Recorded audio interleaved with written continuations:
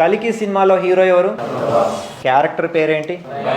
సరే, మన India world cup ఏ దేశం మీద గెలిచింది మొన్న?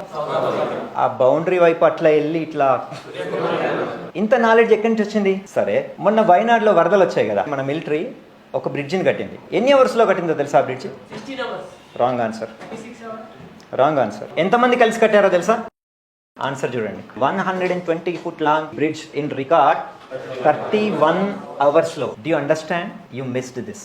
సరే, కలికి సినిమా హిట్ అవ్వడం వల్ల మోస్ట్ ప్రాబబ్లీ 100 మందికి లాభం ఉంటుంది. ఇండియన్ క్రికెట్ వరల్డ్ కప్ గెలవడం వల్ల మీ అందరికీ మెంటల్ సాటిస్ఫాక్షన్ కలిగింది. కానీ వీళ్ళు 31 గంటల్లో ఆ బ్రిడ్జి కట్టడం వల్ల ఆ బ్రిడ్జి బతికున్నంత కాలం కొన్ని వందల వేల లక్షల మందికి లాభం కలుగుతుంది. అందుగురించే 31 అవర్స్లో కట్టి కొన్ని వేల మందిని ఆన్ ద స్పాట్ రక్షించారు. ఎవ్వరూ చేయని పని చేస్తారు వీళ్ళు. ఇది షేర్ చేయాలి మీరు.